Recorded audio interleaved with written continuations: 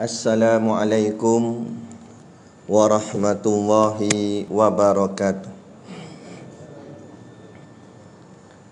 Ila hadrati Sayyidina wa Habibina wa Syafi'ina Muhammadin sallallahu alaihi wasallam, wa ila arwahi abaihi wa ikhwanihi minal anbiya'i wal mursalin, salawatullahi wassalamuhu alaihi wa alaihim ajma'in, wa ala ali kulli wassahabati wal qarabati wat tabi'in wa tabi'it tabi'in bi ihsanin ila yaumiddin, wa ila arwahi walidina wa muallimina wa zawil huquqi alaina ajma'in,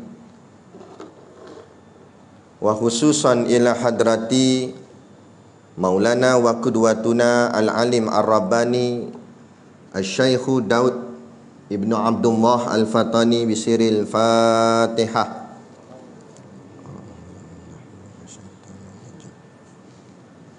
Bismillahirrahmanirrahim.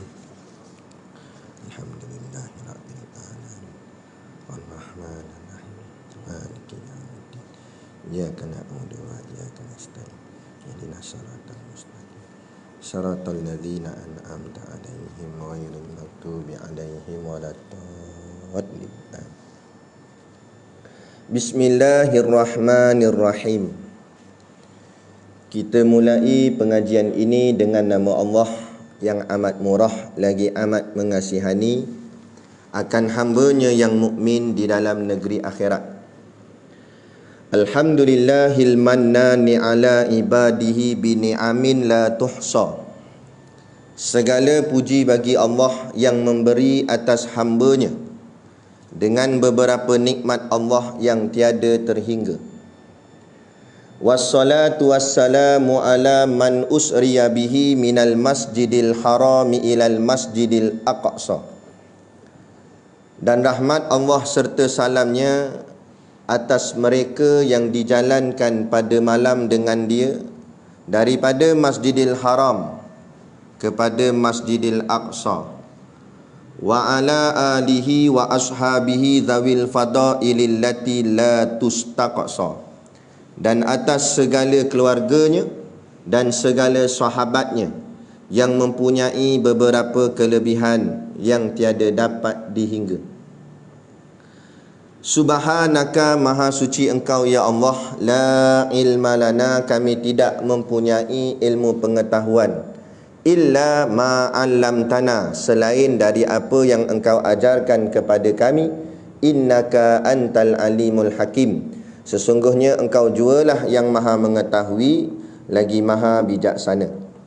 Rabbi syrah li sadri, wahai Tuhanku lapangkanlah bagiku dadaku, wa yassirli amri, dan mudahkanlah bagiku tugasku, wahlul 'uqdatam min lisani, dan lepaskanlah simpulan dari lidahku, yafqahu qauli, supaya mereka faham perkataanku.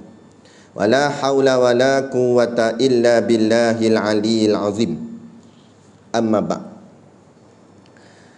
Alhamdulillah, kita sama-sama panjatkan syukur kehadраtillah subhanahu wa ta'ala yang dengan limpah dan kurnianya diizin oleh Allah subhanahu wa ta'ala pada kita pada malam ini untuk sama-sama kita berada di rumah Allah yang tersergam indah ini, dan dapat pula kita duduk di dalam satu majlis yang Nabi sebut majlis yang sangat hebat, sehingga kan majlis pada malam ini lebih hebat daripada segala majlis yang ada di atas muka bumi ni.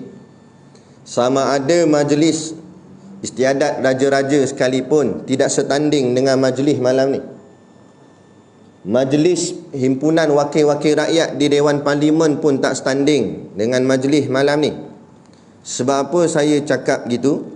Kerana majlis malam ni ada dalilnya, ada nasnya, yang disebut di dalam hadis sabda Nabi sallallahu alaihi wasallam, "Idza marartum bi riyadil jannah," kata Nabi, jika kalian berjalan kemudian kalian nampak di sana ada Riyadul Jannah.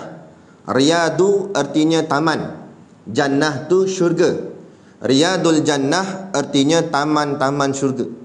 Kalau kalian berjalan, kata Nabi, kalian nampak di sana ada taman-taman syurga, maka kata Nabi, farta'u, maka singgahlah, nikmatilah. Kemudian sahabat tanya, ya Rasulullah, wa ma riyadul jannah? Apa yang dimaksudkan dengan taman-taman syurga? Yang setahu fahamnya, syurga ni bangsa akhirat, makna dapat dia akhirat nantilah. Tiba-tiba Nabi kata, kamu jalan-jalan nampak ada taman syurga, nikmatilah, singgahlah. Jadi kok mana pula dunia ni ada syurga ataupun ada taman syurga tu? Sahabat tanya, apa yang dimaksudkan dengan taman syurga tu ya Rasulullah? Maka jawab baginda Nabi SAW, taman-taman syurga itu ialah hilaku zikri. Hilaku zikri itu artinya perhimpunan zikir, atau juga kita sebutnya sebagai majlis zikir. Majlis zikir ni pula, kata Imam Ahmad dalam kitabnya Musnad Imam Ahmad, ada dua makna dia.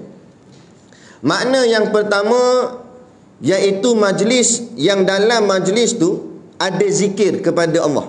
Tak kira lah zikir apa pun, sama ada zikir hasanat atau zikir darajat. Yang ni zikir maksurat ke, atau wirid pas mayang macam kita buat selalu, subhanallah, subhanallah, alhamdulillah, tu zikir lah tu. Ataupun majlis tahlil kita buat, ada sebut la ilaha illallah, itu dikira zikir lah tu. Maka itu majlis zikir, itu juga adalah sebahagian daripada taman-taman syurga Allah. Dan makna yang kedua, kata Imam Ahmad, majlis zikir itu juga bermakna ambil daripada perkataan asal zikir tu. Asal perkataan zikir ialah zal kafra, zakara.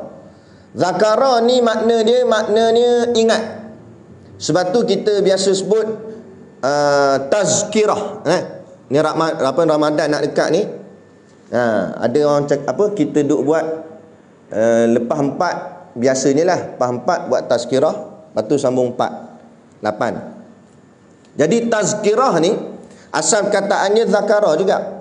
Jadi zakara tu dengan makna ingat, tazkirah artinya ingat, mengingatkan. Ingat, mengingatkan. Jadi bila sebut majlis zikir tu, maka kata Imam Ahmad, itulah majlis yang di dalam majlis tu ada mengingatkan kita kepada Allah, atau mengingatkan kita pada Rasulullah, atau juga mengingatkan kita kepada agama Allah ini, iaitu agama Islam. Jadi ada 3 perkara ni, maka majlis tu juga disebut sebagai majlis zikir. Jadi bila ada kuliah pengajian, tak payah gang tasbih, tak apa, sebab duduk dah dalam majlis zikir dah tu. Cukup dengan mendengar apa yang disampaikan para alim ulama itu, sudah terdapat padanya pahala zikir, majlis zikir dah tu. Dan majlis zikir itulah yang disebut oleh Nabi tadi riyadul jannah, yakni taman-taman syurga. Maka sinonim di tempat kita, iaitu kita sebut sebagai kuliah agama. Itulah taman-taman syurga. Maka di dunia ni Allah dah izinkan kita untuk duduk di dalam taman-taman syurga Allah. Maka harap-harap nanti Allah akan izinkan kita semua bersama-sama dapat duduk di dalam syurga Allah yang sebenar nanti di hari akhirat kelak, insya-Allah. Amin ya rabbal alamin. Yang saya hormati pengerusi masjid dan seluruh saf kepimpinannya, para imam, para bilal, tok-tok siap yang tak dapat kita nak sebutkan namanya satu persatu, yang amat-amat disanjungi para asatizah, alim-alim ulama, tuan-tuan guru, ustaz ataupun ustazah yang hadir pada malam ini, mohonlah ditegur kepada hamba yang fakir dalam bidang ilmu ini, sekiranya apa yang disampaikan dan dikongsikan ada salah dan silapnya. Yang kita kasihi ayah-ayah, ibu-ibu, pemuda-pemudi muslimin dan muslimat yang dirahmati Allah sekalian. Baik, jadi pada malam ni terlebih dahulu saya perkenal dirilah. Mungkin orang tak kenal sebab saya jarang berkuliah di kawasan berdekatan sini. Paling dekat pun saya kuliah di itu Taman Raya Mesra, surau surau At-Taqwa. Dalam tu, Taman Raya Mesra. Baik, nama saya adalah Muhammad Syakir bin Nasoha. Singkatannya orang duk panggil Ustaz Syakir Nasoha lah. Jadi Nasoha tu nama ayah lah. Bukan nama saya. Ada orang tanya, Ustaz Syakir Nasoha bin apa? Nasoha tu lah binnya. Macam Ustaz Siddiq Nur tak? Dia salah faham. Nur tu nama ayah Ustaz Siddiq. Saya ni pembantu kepada Ustaz Siddiq. Saya berkhidmat di sekolah beliau di Batu Hampar, Perwas. Ustaz Siddiq, guru saya, adalah sebagai mudir, dan saya nombor 2 lah, timbalan mudir, bantu-bantu khidmat dengan beliau, dan mengaji pun dengan beliau daripada peringkat mula. Alhamdulillah hampir kat 7 tahun berada di pondoknya, terus belajar, siangnya belajar dengan tok guru, malamnya keluar mengajar. Jadi dua-dua manfaat insya-Allah dapatlah. Kan? Jadi itulah sedikit sebanyak. Jadi macam saya pun macam tok guru Siddiq Nur agak, kalau orang duk biasa ikut kuliah dia, ada jual-jual telur masin. Saya pun ada jual agak telur masin malam ni. Sampai saya berkuliah di Pahang sekali tu, orang jemput. Kan? Orang tak ingat nama saya, tapi yang diingat telur masin. Sampai dia panggil Ustaz telur masin. Asam sungguh. Nan, tak apalah. Telur masin pun masin lah. Nan, tak apa. Yang penting kita dapat mengaji, kita dapat kongsi ilmu, insya-Allah. Jadi pada malam ni kita santai je. Kan, santai je. Cuma kadang-kadang tu mungkin ada cengih sikit lah kot. Sebab terikut guru. Sebab tok guru Siddiq Nur ni orang panggil singa utara. Kan? Sebab dia mengajar memang cengih. Kan? Baik. Jadi malam ni kita nak bicara tentang peristiwa Isra' wal Mi'raj. Cumanya yang malam ni kita insya-Allah lah saya dapat kupas, iaitu ta'likun latifun. Makna taklik yang sedikit. Nak cerita semua tak mampu. Tak mampu dari segi ilmunya dan tak mampu dari segi masanya. Sebab perjalanan Nabi ni bermula waktu malam. Setengah ulama berpendapat sekira-kira macam lepas isyak. Macam lah. Sebab waktu tu, waktu isyak belum ada lagi. Macam waktu tu. Maknanya lebih kurang, setengah pandangan ulama kata lebih kurang kat pukul 9, pukul 10 gitulah. Mulanya Isra' wal Mi'raj. Dan berakhirnya pagi, subuh. Lebih kurang lah pukul 5 atau pukul 6 kalau di tempat kita. Cuma kalau di Mekah waktu dia lain sikit, awal sikit. Cuma ni nak ceritanya begitulah duration ataupun tempoh perjalanan Isra' wal Mi'raj itu. Jadi kurang-kurang tu mungkin ambil masa 6 ke 7 jam perjalanan Isra' Mi'raj Nabi tu. Jadi kalau nak ikut sebiji-sebiji yang macam apa yang Nabi lalui dalam Isra' Mi'raj tu, maknanya kita kena ceramah sampai 6 ke 7 jam. Boleh 6-7 jam. Gelak tu macam tak bagi je. Kalau tuan-tuan kata boleh pun saya tak boleh.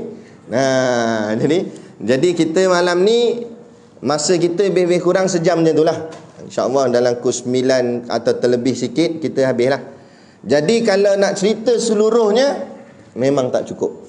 Memang tak cukup. Cuma saya syorkan, kalau betul-betul nak buat pengajian tentang Isra' wal Mi'raj ni, itu AJK Masjid mungkin boleh berbincang, buat satu daurah ke ataupun buat satu pengajian bulanan. Jemputlah mana-mana ustaz, baca kitab Kifayatul Muhtaj.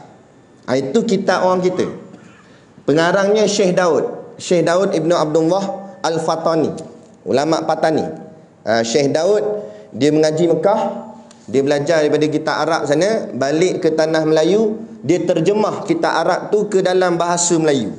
Maka kitab itu dinamakan Kifayatul Muhtaj. Itulah kitab khas yang dalamnya tak ada cerita lain, Isra' wal Mi'raj sahaja.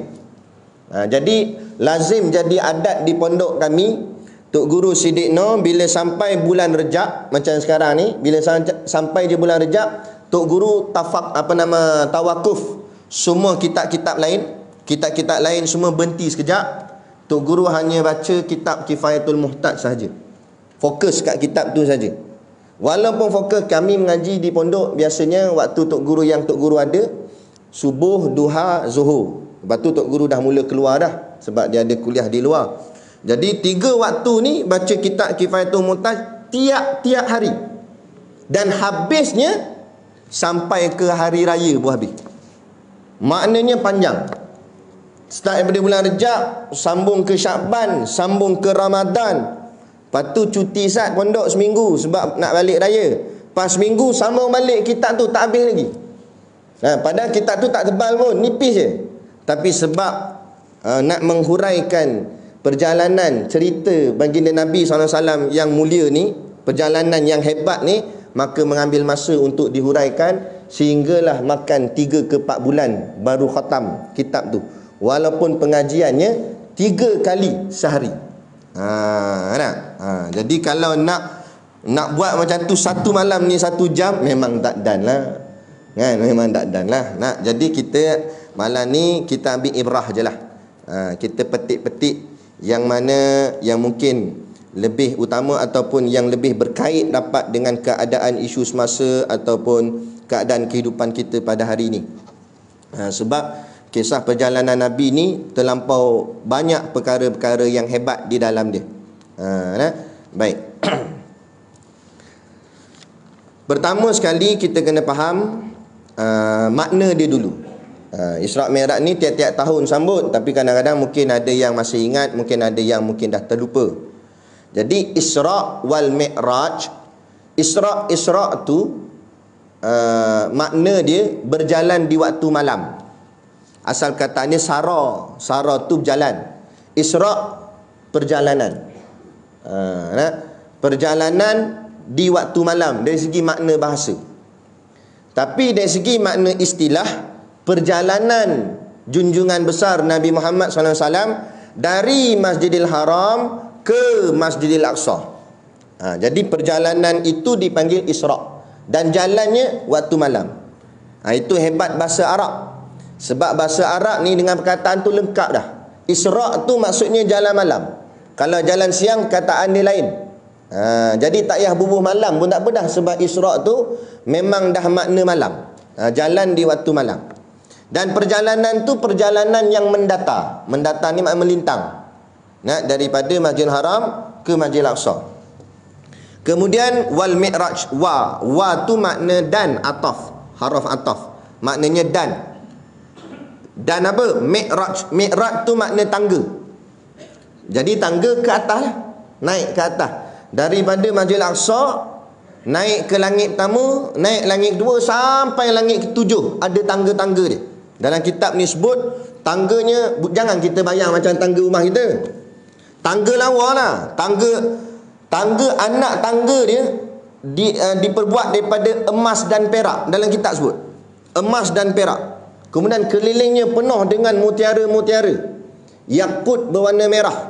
Dan mutiara yang disebut di dalam kitab, kata guru kami, bukan mutiara yang macam kita pernah nampak dengan mata kepala. Lebih hebat daripada itu lagi. Dia punya cantik, terlampau cantik sehingga tak terbayang di mata kita ni. Kita pejam mata, bayangkan fikir pun tak setanding yang kita fikir. Jauh lebih hebat daripada itu lagi. Macam mana? Hanya Nabi je yang tahu, sebab Nabi yang pergi. Cuma benda ni disampaikan oleh Nabi, akhirnya ditulis di dalam kitab. Macam mana hakikat barang sebenar, wallahu alam. Dan Nabi dan Tuhannya dan mereka yang hidup di alam sanalah yang lebih tahu, malaikat Jibril dan sebagainya. Jadi itu dia Isra', perjalanan melintang daripada Masjidil Haram ke Masjidil Aqsa. Mi'raj, perjalanan menegak daripada Masjidil Aqsa sampai naik ke langit, sampailah Sidratul Muntaha, sampai atas lagi Hadratul Kursi. Jadi dia melintang dan menegak. Betul Nabi balik ikut situ balik jalan dia.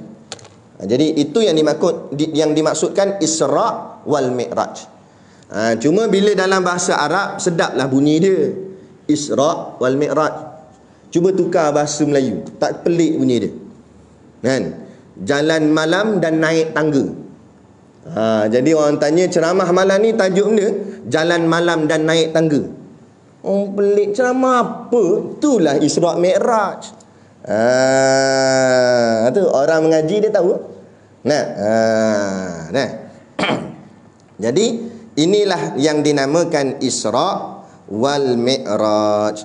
Dan kata ulama, tak boleh kita nafi. Hari ni dah ada dah ni mulut-mulut longkang lagi jahat, kan? Sebab apa? Dia kata cerita Isra Mi'raj ni cerita dongeng. Habis.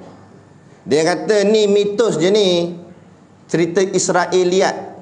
Ulama ittifaq, sepakat ulama kata siapa yang menafikan atau memperlekehkan kisah Isra wal Mi'raj, maka sepakat ulama mengatakan jatuh kafir akan orang tersebut. Kenapa jatuh kafir? Sebab cerita Isra Mi'raj ni dalilnya Quran, bukan hadis dhaif ke apa, dalil Quran. Bila dalil Quran, tak ada siapa boleh lawan. Kalau hadis mungkin kita boleh bahas lagi, hadis ni sahih ke dhaif ke, tapi Quran mana ada dhaif tak dhaif. Quran semua sahih. Jadi bila ada dalil Quran, siapa tolak? Lepas tu guru saya masa saya belajar ilmu tajwid, ilmu nak baca Quran ni, dia kata tak payah kata tolak satu ayat, tolak satu huruf jadi kafir tu Quran. Jangan buat main. Naik jadi imam, baca Baqarah, alif tak bunyi. Bismillahirrahmanirrahim. Lam mim. Pelik. Apalah, makmum tak nak tegur lagi lah dalam semayang. Takkan nak tanya, tak mana alif, takkan nak tanya situ. Tunggu habis lagi lah. Assalamualaikum, tanya, Mam, kenapa tak bunyi alif? Panjang cerita kata tu imam. Pendek kan? Dulu aku ada member, ada kawan nama Alif, jahat sangat dia. Jadi aku benci kat dia sampai aku benci huruf alif. Jadi aku takkan baca huruf alif sampai bila-bila. Menafikan huruf, kafir dia. Tak sah semayang malam tu. Sebab dia menafikan satu huruf. Satu huruf nafi pun jadi kafir, bayangkan menafikan satu ayat. Menafikan satu ayat. Az-zaniyatu waz-zani fajlidu kulla wahidin minhuma mi'ata jaldah. Kan?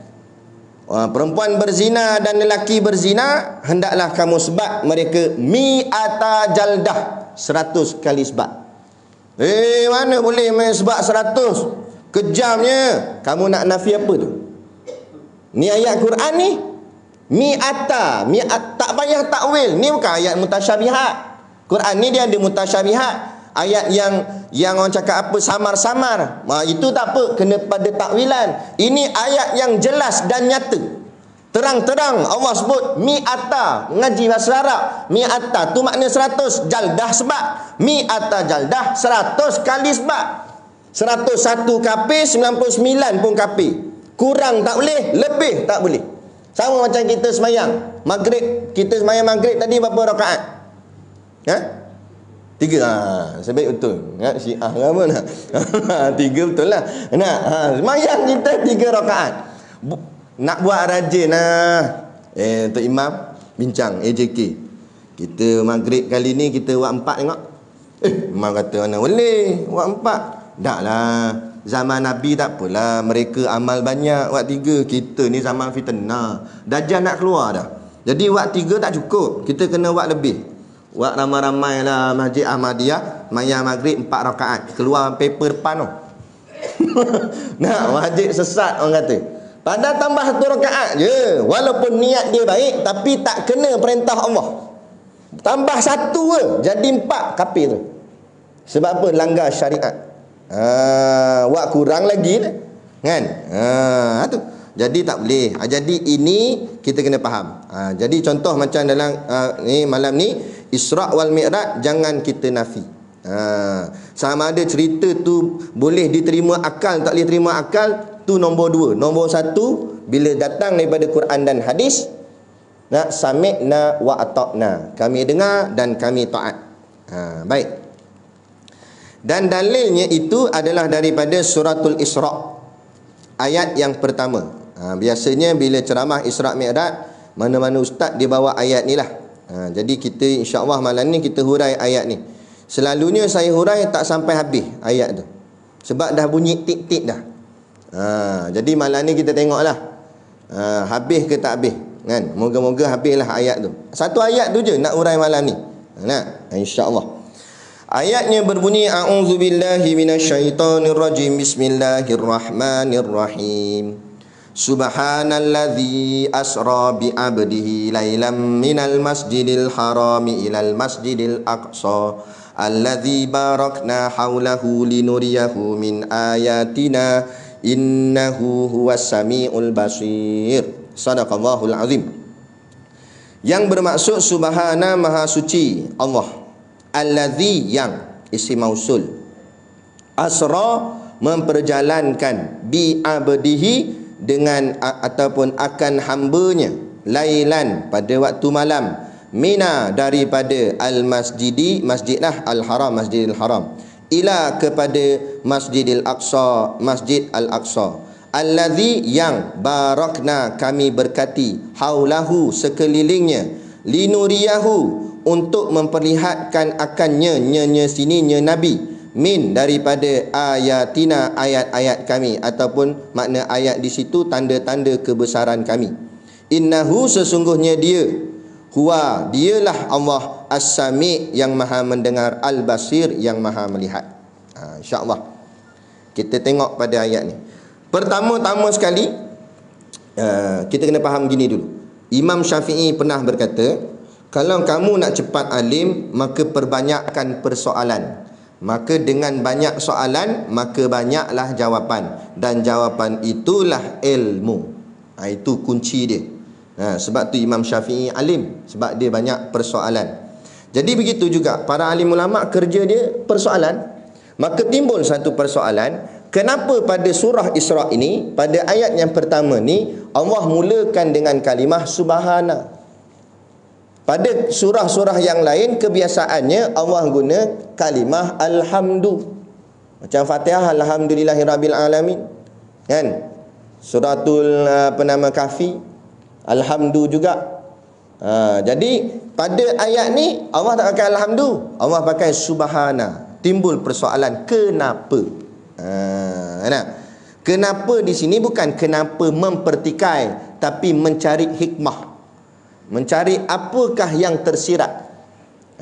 Sebab tu Allah sebut dalam surah Yusuf, inna anzalnahu Qur'anan Arabiyan.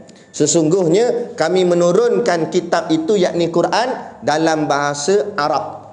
La'allakum ta'qilun, supaya kamu menggunakan akal untuk memikirkannya.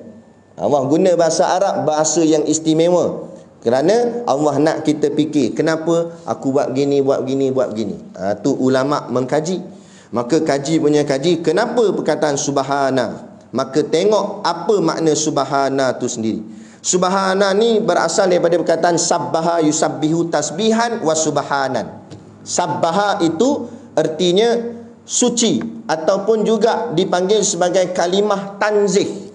Nazzaha, tanzih. Tanzih ni menolak atau rad apa saja kekurangan tak ada pada Tuhan. Makna subhana, kita duk zikir kan, subhanallah, subhanallah, subhanallah. Makna maha suci Allah. Makna maha suci Allah tu tak terpalit, tak terkena sedikit pun barang kekurangan pada zat Allah yang maha esa. Tak terkena sikit pun, tak ada.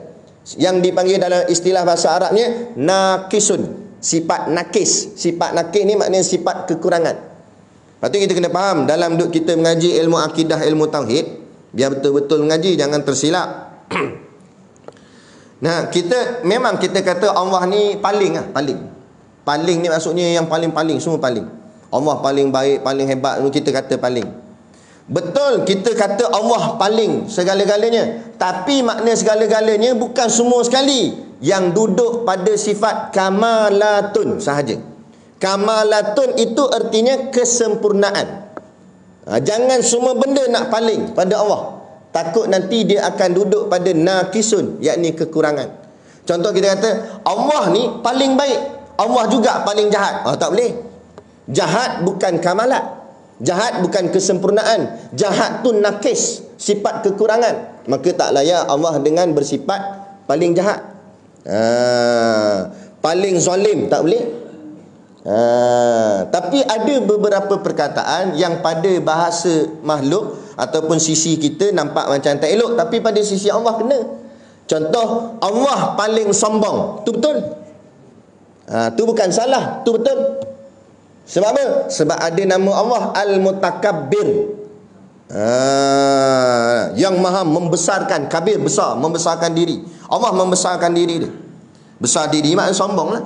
Allah sombong. Nah, tak baik Ustaz cakap Tuhan sombong. Tak mengaji dia tu. Nah, faham dulu apa makna sombong. Makna sombong, tak ada siapa boleh lawan dia. Tu sombong. Allah sombong dengan kekuasaan dia. Memang siapa lebih berkuasa daripada Allah? Siapa boleh challenge kuasa Allah? Tak ada. Allah sombong dengan ilmunya. Betul lah. Siapa boleh lebih beralim atau lebih berilmu daripada Allah? Tak ada. Tak ada kata nak lebih. Sama ilmu dengan Allah pun tak ada. Nah, kalau bawah pun bukan bawah sikit, bawah jauh. Sehebat-hebat mana orang pun, sealim-alim mana orang pun, dia pandai mengaji kitab ni, mengaji pondok ni. Nah, daripada keluar perut mak sampailah masuk dalam tanah. Sejak lahir wek tu mengaji dah kitab. Sampailah kali mati tu ke. Kan, katalah 95 tahun mengaji kitab. Ui lama. Kan? Kata hebat macam mana pun dia mengaji lama pondok ke apa, alim sealim-alimnya, hebat macam mana pun dia baru hanya mengaji tak sampai setitik daripada selautan ilmu Allah. Tak sampai. Nah, ilmu Allah tu terlebih lagi dahsyat. Sebab tu jangan kita ada sifat sombong. Walaupun kita mungkin tahu ni, tahu tu, tapi sebenarnya banyak lagi yang kita tak tahu. Lepas tu saya nak tanya kan, sini kuliah banyak juga kan? Tengok gaya-gayanya muka ni, muka apa? Oh, mengaji ni muka. Jadi saya nak tanya. Saya ni suka tanya. Sebab masa saya mengaji selalu kena tanya. Jadi saya balas dendam. Ni nak tanya, kita kuliah banyak-banyak ni, mengaji ni, kita nak jadi apa?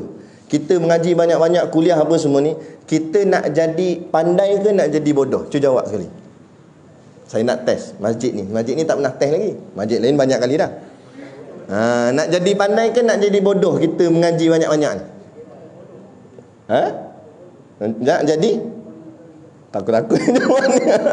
Ada khilaf ke apa? Nak jadi bodoh jawabnya, bukan nak jadi pandai. Setengah masjid tu saya tanya, semangat dia, pandai lah Ustaz. Dia kata nak jadi pandai. Sebab tu jadi memandai-mandai. Sebab dia mengaji nak jadi pandai. Macam hari ni ramai ni belagak pandai, dipanggil Ustaz Al-Facebooki. Ngaji kitab mana apa tak ada, ngaji dengan Syekh Al-Googly. Pondok dia pondok Al-Laptopi. Ngaji kat laptop je, duk tengok main Google je. Ngaji dengan Syekh Al-YouTubi. Lepas tu rasa dah jadi ustaz dah. Mulalah nak tegur orang ni tak kena, tegur orang tu tak kena. Sampai tahap tegur ustaz. Tegur ulama pun dia tegur. La ilaha illallah. Ni kata sebab apa? Sebab belajar nak jadi pandai, akhirnya jadi memandai-mandai. Yang sebenar kita belajar ni sebab kan nak jadi pandai. Kita belajar nak jadi bodoh. Tapi bukanlah maknanya keluar-keluar kuliah ni blur. Bodoh itu. Tak kerti apa. Bukan maksud macam tu. Tapi maksud belajar nak jadi bodoh tu, lagi belajar, lagi tahu kita ni bodoh rupanya. Ni tu lagi kita mengaji buka kitab, tak tahu pun rupanya macam ni. Baru aku tahu malam ni. Baru sedar selama ni aku ingat aku tahu dah. Rupanya tak tahu juga. Bodoh lagi aku ni. Lagi buka lagi bodoh, lagi buka lagi bodoh. Saya tunjuk contoh ni mudah. Sini semayang subuh baca tak kunut? Baca, bukan Wahabi lah ya. Kita baca kunut tak? Kan? Mazhab kita Imam Syafi'i sunat baca kunut. Kita pun baca kunut. Lama dah kan kita hidup atas dunia ni, baca kunut tu pun dah lama dah. Tapi cuba tanya apa makna kunut? Dah kelepok mata. Dia pun tanya balik Ustaz nak mana pendek ke panjang kata. Pula dah, kalau pendek mana? Kunut kata. Panjang kunut. Nampak dia loya buruk pula. Dia tak ni. Maknanya kita selama ni baca dah, tapi kita tak tahu makna. Itu menunjukkan kita masih lagi bodoh, bukan pandai pun. Katalah dia tahu makna kunut. Dia mengaji dah, pandai dia tahu makna kunut. Kan? Kata apa? Cuba tulis doa kunut. Tulis balik. Satu-satu. Allahumma hdini fi man hadait. Tulis. Tak payah kata nak tulis doa kunut. Tulis nama sendiri dalam jawi. Gagal dah. Maknanya situ. Bodoh lagi tu. Katalah dia pandai. Khot-khot ni dia pandai. Memang dia boleh tulis doa kunut. Tolong terjemah tengok satu-satu. Terjemah pula tak boleh. Bodoh lagi. Katalah terjemah dia boleh. Pandai dia ni. Kunut dia tahu makna. Boleh tulis. Dia boleh terjemah satu-satu ayat doa kunut tu. Ada lagi yang menunjukkan kita masih lagi jauh dengan ilmu. Apa dia? Tanya pula, kenapa subuh je ada kunut, zuhur, asar, maghrib, isyak tak ada kunut? Kalau dia kata dia boleh jawab juga yang tu, tanya pula sejarah kunut ni apa kisah dia. Mula-mula dulu Nabi pun tak baca kunut lagi, mula-mula dulu. Kemudian baru baca. Apa yang menyebabkan jadi baca tu? Apa kisah dia? Nak ceritanya, yang saya nak masukkan sini, iaitu ilmu tu terlampau luas. Jadi tidak ada istilah saya dah cukup mengaji. Kalau sebab tu di pondok tok guru kami selalu pesan. Kan?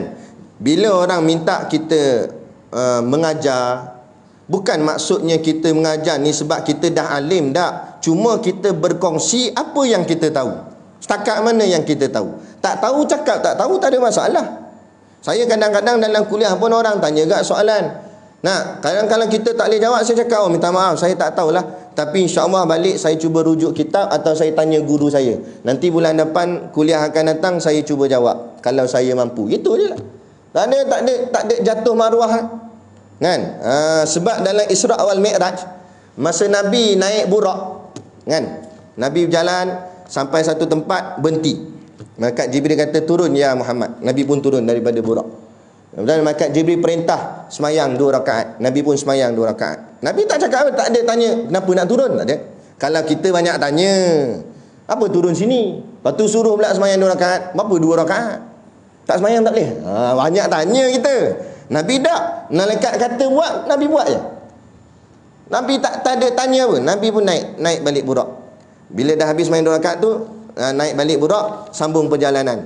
Dalam perjalanan tu malaikat Jibril tanya Nabi, tahukah engkau ya Rasulullah apakah tempat tadi? Kata Nabi, saya tak tahu. Tu Nabi tu. Nabi bila tak tahu kata tak tahu. Bukan buat-buat tahu. Kalau kita lah naik burak masa tu, malaikat Jibril tanya, tahu tak tempat tadi tu? Kalau tak silap saya, duk main tak silap saya, memang silap sungguh. Tak tahu cakap je lah tak tahu. Nak buat-buat tahu pula kan? Nabi sendiri, Nabi tu yang paling rapat dengan Allah, kekasih Allah, segala ilmu ni Allah bagi dekat Nabi. Tapi bila tak tahu, jawab tak tahu. Nabi kata tak tahu wahai Jibril.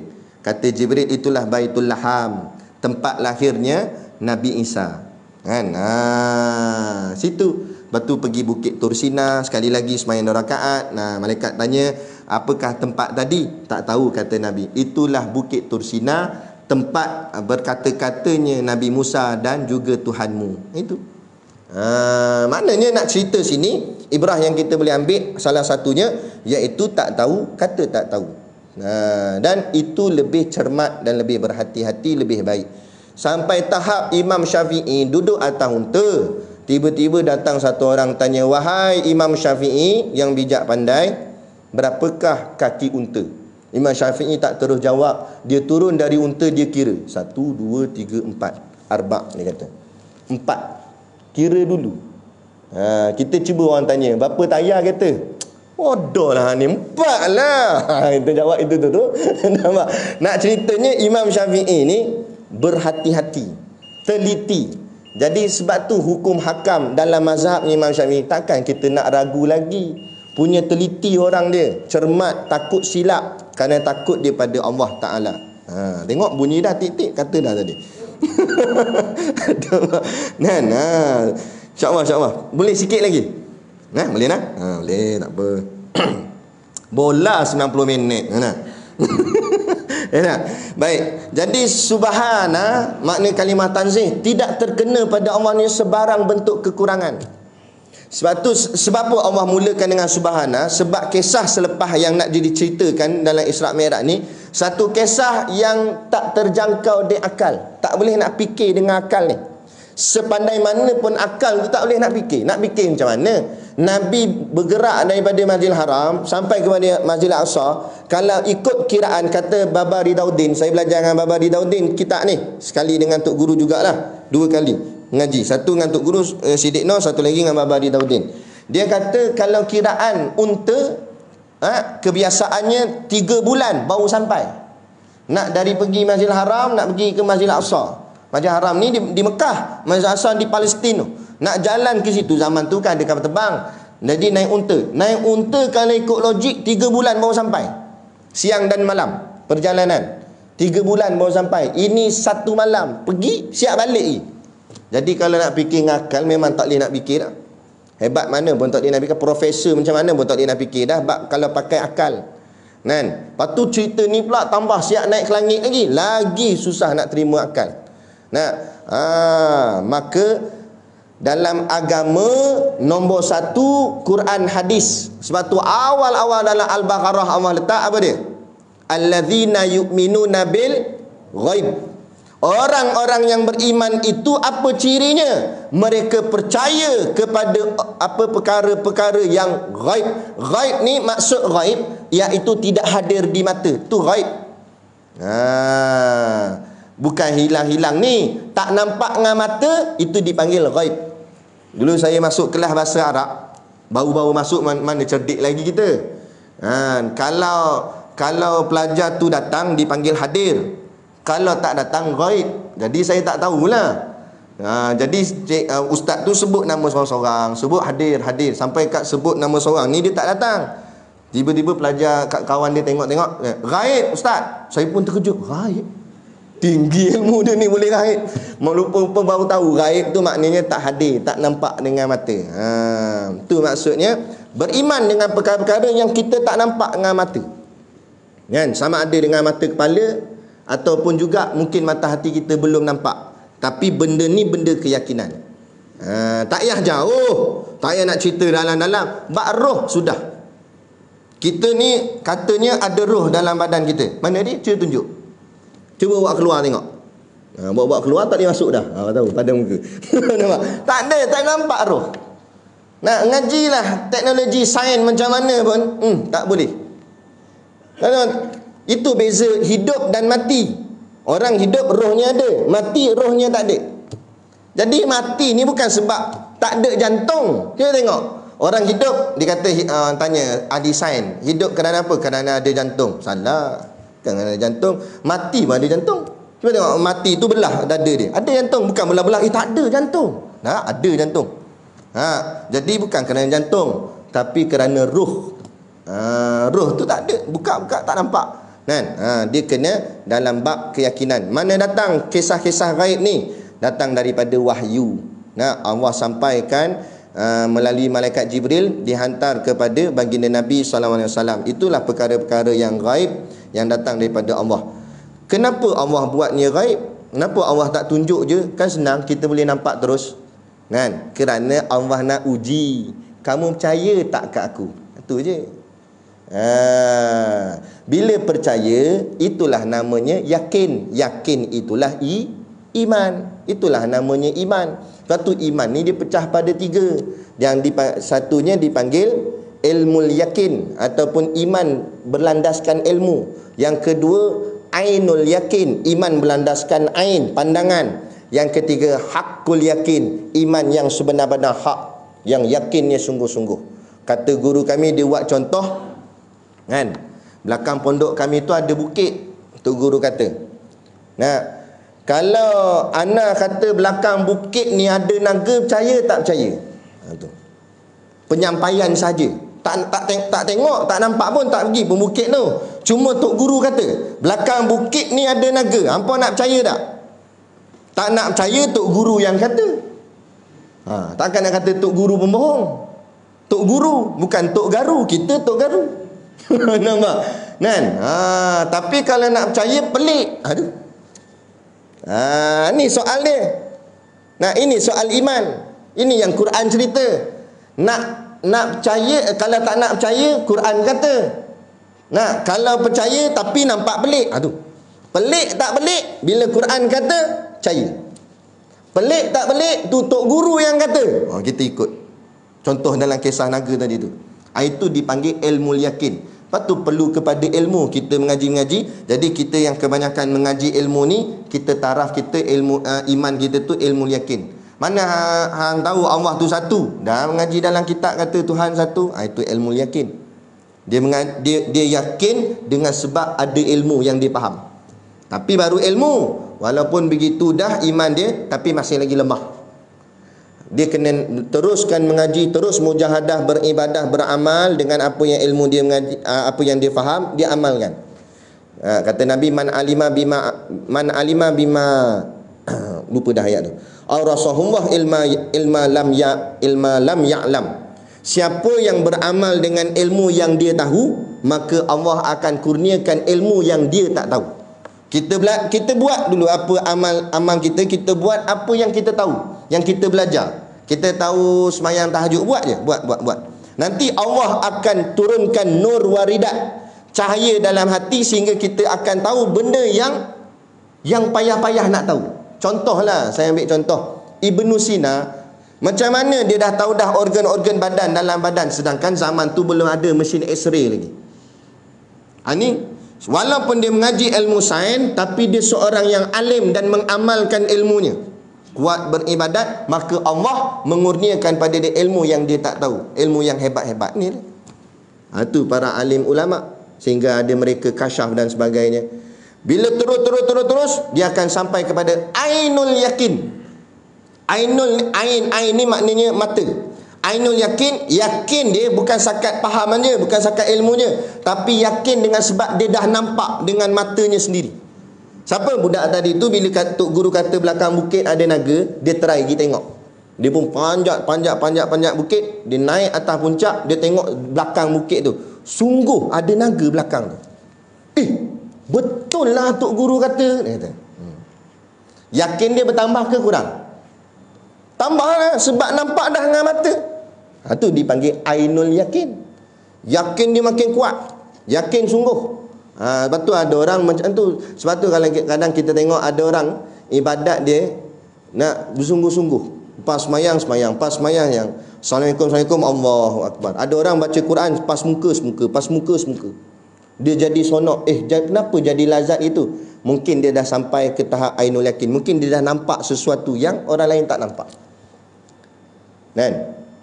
Ada satu orang ulama ni, dia tengah mengajar kuliah macam ni lah. Lepas tu dia haus, dia pun ambil air. Dah kena cocok dulu. Tak apalah, baru nak minum, tak apa. Dia ambil air, dia pun nak minum. Bila nak minum tu, tiba-tiba Allah kasyaf, buka hijab dia nampak ahli neraka sedang meminta air pada ahli syurga. Tengah pegang cawan tu, menggigil tangan dia, pop, terlepas, boom, jatuh dia, pengsan. Sebab terlampau takut, pengsan. Anak murid tak nampak, ni apa pelik tu guru ni, ke panas air ni, pegang tak panas air, apa sampai menggigil bagai. Akhirnya diletakkan tok guru ke tepi, renjih-renjih muka, kejut-kejut, tok guru sedar balik. Tok guru dia sedar balik. Sedar-sedar anak murid tanya, tok guru, awak kenapa tok guru tadi menggigil? Tok guru pun cerita, sedang aku nak minum air, tiba-tiba Allah buka hijab aku. Allah menunjukkan pada aku bagaimana seorang ahli neraka yang sangat kehausan, sehingga akhirnya dia meminta-minta kepada ahli syurga.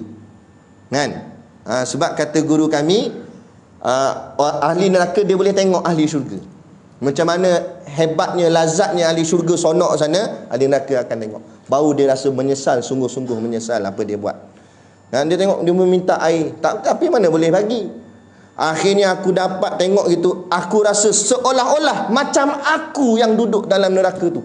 Jadi aku terlampau takut, menggeletar tangan aku, sehingga aku jatuh pingsan, kata tok guru tu. Itu yang dipanggil ainul yakin. Kadang-kadang Allah tunjuk. Jadi yakin dia semakin kuat. Itu. Kemudian tahap yang ketiga, kalau dia terus lagi mujahadah, terus berjuang, terus beramal, istiqamah, dawam. Jangan memberat-beratkan ibadat, terus buat insya-Allah sampai satu masa Allah naikkan makam kepada hakul yakin. Hakul yakin lagi dahsyatlah. Hakul yakin, kalau cerita naga tadi, dia bukan setakat duduk kat puncak tu tengok naga dari jauh, dia turun dia pi kat naga. Dia takut itu wayang gambar ke apa. Dia pun turun, dia pegang kaki naga. Naga sungguh Tiba-tiba naga tu pandang dia, sebab dah pegang kaki dia, geli naga tu. Naga tu pun tiup keluar api, zup, hangus dia. Dia pun tengok, hui, hangus sungguh mati situ. Aduh, nak ceritanya, maknanya bukan sakat ni dah dia pegang dah, makna bukan sakat tengok dah, dia rasa. Tu hakul yakin. Dahsyat. Rasa tu bukan tengok-tengok dah, rasa. Ada orang sampai Allah dapatkan dia rasa dalam syurga. Rasa macam mana sampai boleh rasa. Bukan tengok-tengok dah, ni rasa tu. Ada satu orang muslimat, dia telefon Tok Guru. Ni cerita betul di pondok kami. Dia telefon Tok Guru Siddiq Nur, menangis-nangis telefon. Perempuan ni, Assalamualaikum Tok Guru. Salam, siapa dia? Ini dia semua sebut nama gini. Dia kata, Tok Guru, saya nak duduk pondok Tok Guru lah. Dia menangis-nangis telefon. Kenapa? Taklah, saya ni Allah mimpikan saya tiga hari berturut-turut, 3 malam berturut-turut. Mimpi apa dia cerita? Dia kata dia mimpi dia dah mati dan orang mandikan jenazah dia. Dan dia rasa, dia kata dia rasa air lalu kat tangan ni, rasa sungguh. Bukan nampaknya, rasa sungguh air lalu. Saya menangis, dah takkan dah mati dah, saya tak sempat tobat apa semua. Air lalu, orang mandikan dia. Dia jerit panggil mak apa semua tak pakat, tak dengar, macam mati sungguh. Lah kali dah siap mandi, kapan pula orang tutup kain dia apa semua. Dia kata, aku tak mati lagi, tolong jangan tutup. Dia jerit dia. Sampai akhirnya tanam. Dia kata, Tok Guru, teresak dia masa dalam telefon. Tok Guru, saya bau tanah, dia kata. Sungguh macam kena tanam sungguh. Sampailah orang timbun-timbun, gelap, tak nampak apa. Lepas tu baru saya sedar bangun, rupanya saya mimpi. Menangis daripada tidur tu. Ingatkan malam tu je, malam esok sekali lagi. Sampai 3 hari berturut-turut mimpi dia mati dan dia rasa kematian tu. Kan? Jadi dia punya insaf bukan main-main punya insaf lah. Dia punya yakin bukan sikit-sikit punya yakin. Yakin amat-amat. Nak tinggi keyakinan dia. Sebab apa? Hakul yakin. Dia dah rasa dah. Kita kan, mintalah pada Allah, moga-moga bolehlah sampai macam dia. Tapi takut-takut bukan mimpi betul-betul je. Ingat mimpi betul sungguh, mati sungguh ni. Jadi dah habis, tak boleh nak patah balik dah. Jadi sebelum jadi sungguh kita buatlah, kan, ubah. Belum terlambat buat perubahan. Kan, golongan-golongan muda saya bagi semangat. Saya pun bukan belajar agama dari kecil, tak ada. Saya belajar merepek kat dulu. Kan? Saya dulu jurusannya bahagian kejuruteraan engineering. 6 tahun di Perlis tu. 3 tahun diploma, 3 tahun degree. Lepas tu keluar saya kerja, adalah dapatlah kerja bahagian engineering ni dekat site. Tak lamalah setahun. Setahun tu saya rasa hidup saya kosong. Semayang tak mana, apa tak mana, hidup. Kadang-kadang saya mula terfikir, apa tujuan Allah cipta aku kat bumi? Kalau setakat aku pergi kerja balik kerja, pergi kerja balik kerja, macam tak ada faedah sebagai seorang hamba. Apa patut aku buat? Jadi kita pun cuba cari perubahan. Mula-mula saya ikut kuliah-kuliah di Masjid Surau, ikut kuliah. Lama-lama hati ni semakin tertarik. Kita dengar ustaz ni baca kitab ni kata, aku duk ingat kitab ni selama ni Quran je kitab. Rupanya macam-macam kitab ada. Kitab agama, tauhid, fiqh, tasawuf, matan mubarahin lah, minhajul abidin lah, macam-macam lah nama kitab. Akhirnya jadi kita nak mendalami ilmu kitab. Kita pun akhirnya berhenti kerja, saya nekat duduk di pondok. Pondok Tok Guru Siddiq Nur lah.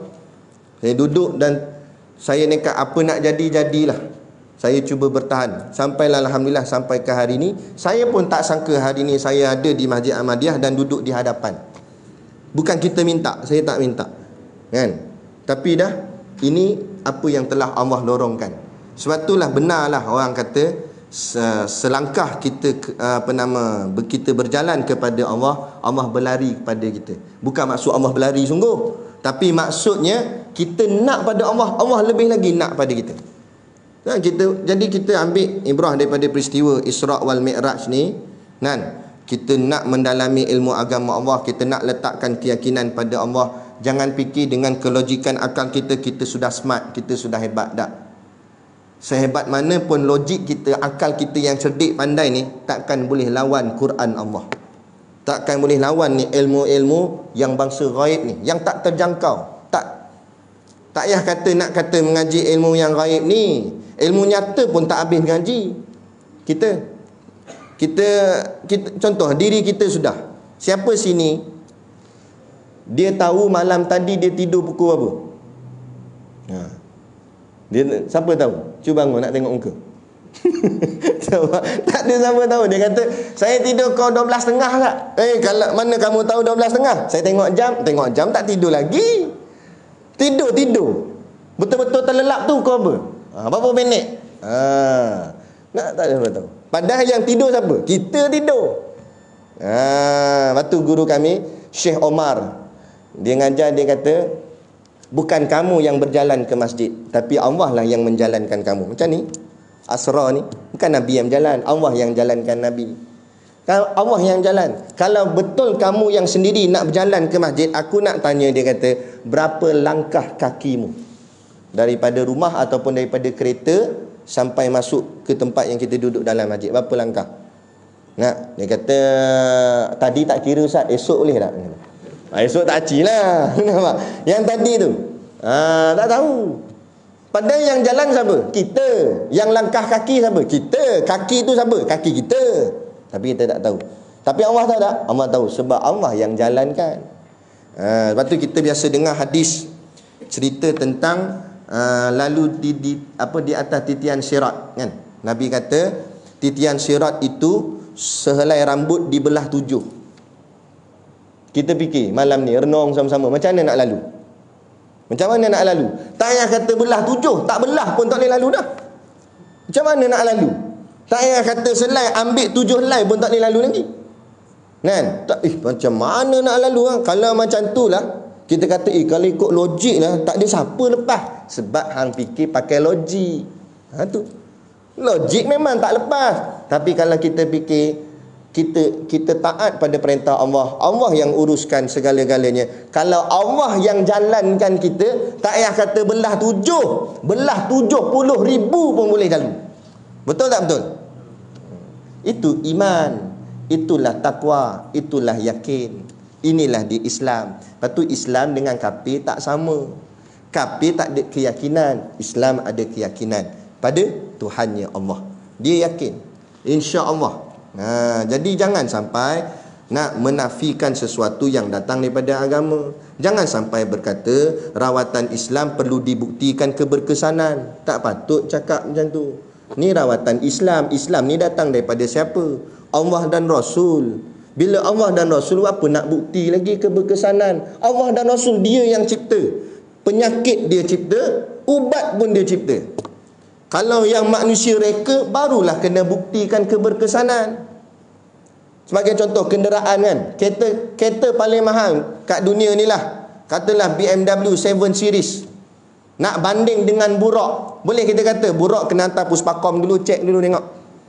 Buraq tak payah hantar Puspakom. Buraq tu terus daripada Allah yang cipta, perfect. Dia punya laju sejauh mata memandang. Dalam kitab sebut Buraq, sebab tu dipanggil Buraq. Asal katanya barkun. Barkun artinya kilat, sebab kelajuannya sepatah kilat.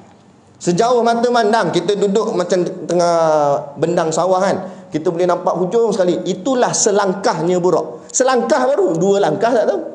Selangkah saja sup sampai situ. Bagi mana jenis kenderaan atas dunia yang sehebat mana pun, harga dia sampai jutaan ringgit pun boleh sama taraf dengan Buraq tadi. Lepas tu bila yang datang daripada Allah, jangan lawan, jangan petikai, jangan samakan. Lepas tu belakangan ni saya sentuh benda yang samalah mana-mana kuliah Masjid Surau. Jangan samakan apa yang berkait dengan agama dengan kaitan dunia, tak sama. Sebagai contoh, masjid jangan disamakan dengan bangunan-bangunan yang lain, tak sama. Walaupun mungkin batunya sama, simennya sama, kayunya pun sama, Tapi bila sudah diniatkan ini masjid, batunya special, simennya special, semua dalam masjid ni jadi istimewa. Istimewa tak istimewa pun, duduk dalam masjid boleh pahala. Duduk saja niat intikaf boleh pahala. Sebut mana-mana bangunan selain masjid yang duduk boleh pahala. Ada? Tesco ada? Tak ada. Masjid. Kan? Hebat masjid. Nah, hotel 5 star, 5 bintang punya hotel. Kapet dia 3 inci. Kalau kita sembah muka, tak boleh napas ni, hidung tersumbat kat dalam kapet. 3 inci punya tebal kapet hotel 5 bintang. Sebab kapet mahal, hotel mahal, kapet mahal lah. Kan? Banding dengan masjid. Kan? Masjid pula, masjid lama. Jadi tak adalah kapet sampai 3 inci. Kan? Ni kapet ni okey lah. So setengah masjid tu kadang-kadang surau lama. Nak tak payah kata 3 inci, apa inci pun tak ada. Straight tu pun, kapet lama. Sampai keluar benang putih dia tu. Tu yang cepat naik dahi hitam tu. Rasa. Tapi tak apa, walaupun kapet dia macam tu, mungkin harganya rendah, murah, tapi bila duduk dalam masjid nilainya tinggi. Dalil? Hotel 5 bintang, kapet 3 inci punya mahal, pakai dengan kasut-kasut masuk dalam.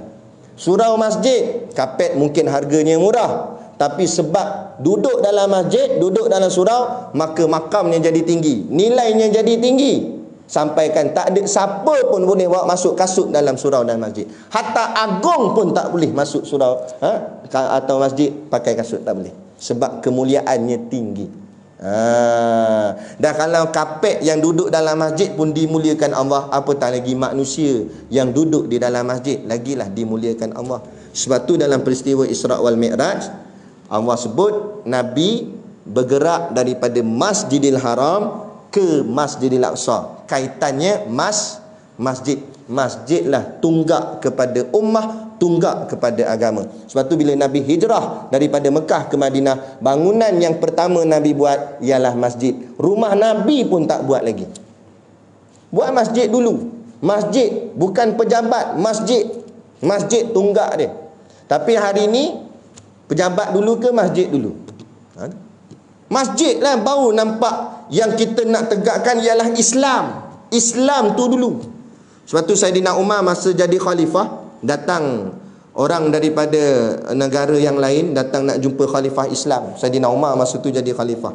Sampai-sampai di Hijaz tanya, di manakah pejabat khalifah, pejabat ketua negara?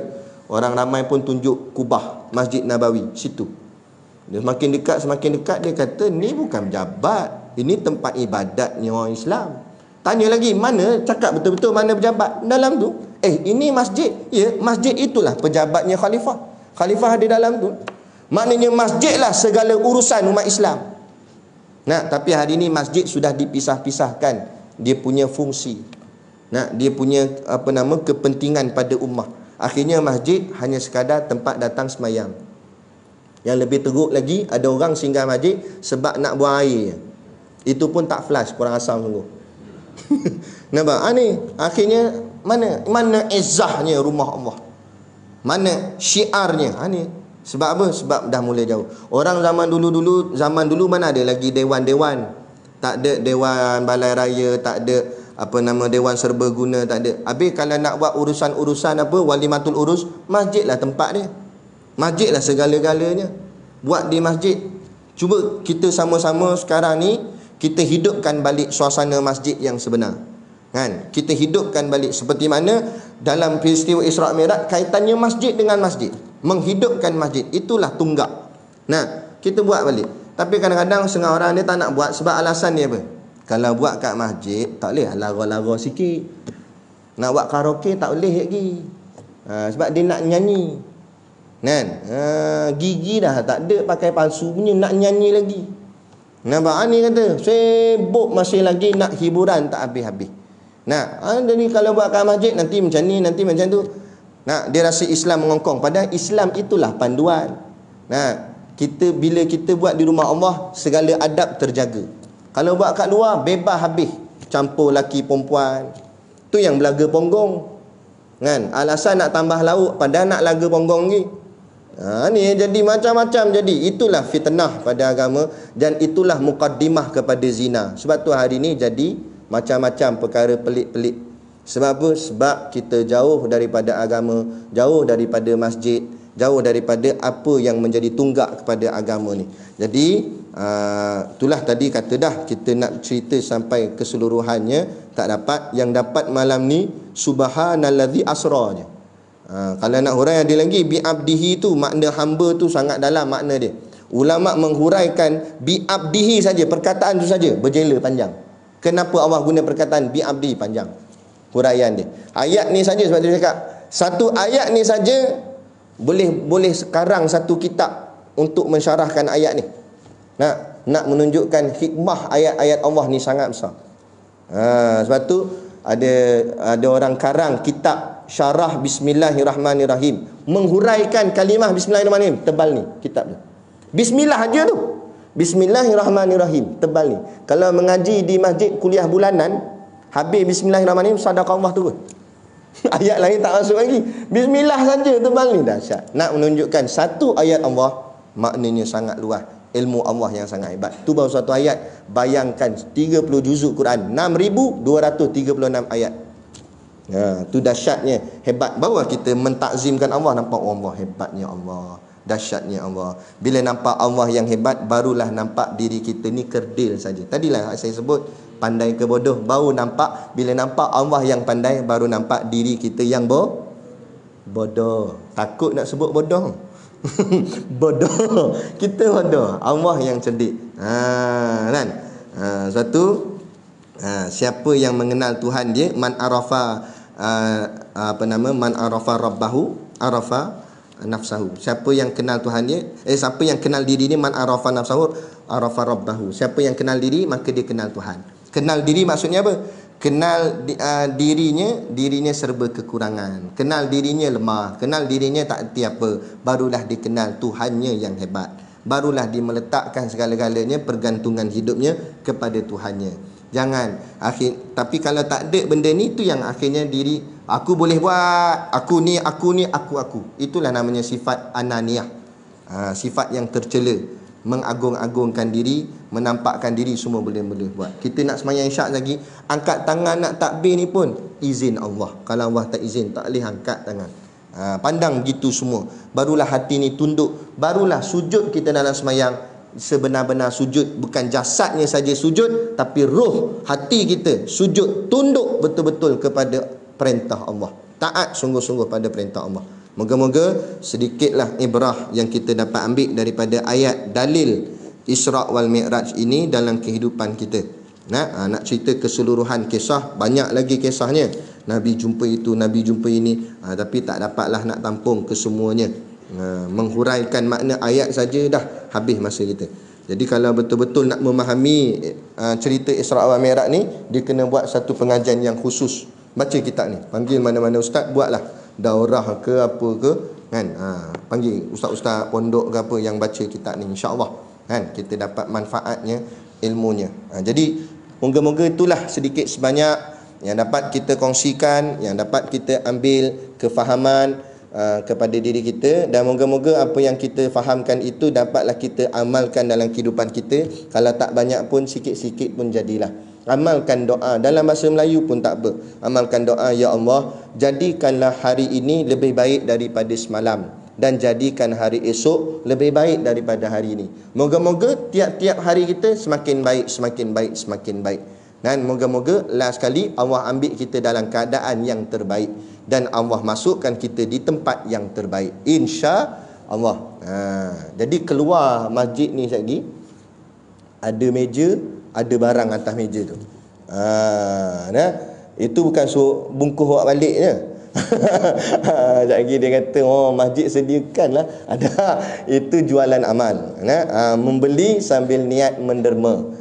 Bantu-bantulah sekolah Ustaz Siddiq Nur. Moga-moga Tok Guru kita dapat melahirkan pelapis-pelapis ulama' untuk membimbing umat ni, khususnya di negeri kita Perak dan umumnya di seluruh negara dan seluruh dunia, insya-Allah. Sekarang ni umat terumbang-ambing, banyak isu. Yang macam isu sajat, isu perempuan Indonesia ikut Hindu, banyak. Itu yang diviralkan, yang tersembunyi, kes-kes tersembunyi, mana kita nak tahu mungkin lagi banyak. Jadi ini isu akidah. Jadi perlu pupuk nak akidah kita, agama, ilmu dengan ilmu. Macam saya sebut iman tadi, kalau tak sampai hakul dengan ain, dapat ilmu yakin pun jadilah. Ada juga keyakinan kita dapat berpaut, dapat pegang, insya-Allah. Nah, jadi jangan tinggal segala majlis ilmu yang ada di sini. Kalau kat sini tak ada, pergi cari tempat lain pula. Kita memburu kuliah, memburu majlis ilmu. Moga-moga Allah tempatkan kita di tempat yang terbaik. Kerana hidup duduk di taman syurga, mati duduk dalam syurga, insya-Allah. Jadi cukup sekadar tu pada malam ni. Wabillahi taufiq wal hidayah. Wassalamualaikum warahmatullahi wabarakatuh. A'udzu billahi minasyaitonir rajim. Bismillahirrahmanirrahim. Alhamdulillahi rabbil alamin wassalatu wassalamu ala asyrafil anbiya'i wal mursalin sayyidina Muhammadin wa ala alihi wa sahbihi ajmain. Allahumma taqabbal minna salatana wa du'aana innaka antas samiul alim wa tub alaina innaka antat tawwabur rahim. Allahumma ja'al dinana dinan nabi Muhammadin sallallahu alaihi wasallam wa islamana islamal muslimin wa imanana imanal mu'minin wa salatana salatal khashiin wa a'malana a'malal solihin wa niyatana niyatal mukhlisin wa dhunubana ya Allah dhunubal mustaghfirin wa hayatana hayatal ulama wa mautana bimauti syuhada wa adkhilnal jannata ma'al anbiya'i alaihimus salatu wassalam. Rabbana atina fid dunya hasanah wa fil akhirati hasanah wa qina adzabannar wa qina adzabannar wa qina adzabannar. Allahumma barik lana fi Rajabi wa Sya'ban wa balighna Ramadan. Ya Allah, berkatilah kami di bulan Rajab dan Sya'ban dan sampaikanlah kami di bulan Ramadan. Wa sallallahu ala khairi khalqihi sayyidina Muhammad wa ala alihi wa sahbihi wa sallam. Subhana rabbika rabbil izzati amma yasifun wa salamun ala al-mursalin walhamdulillahi rabbil alamin. Amin ya rabbal alamin. Taqabbalallahu minna wa minkum. Takbir.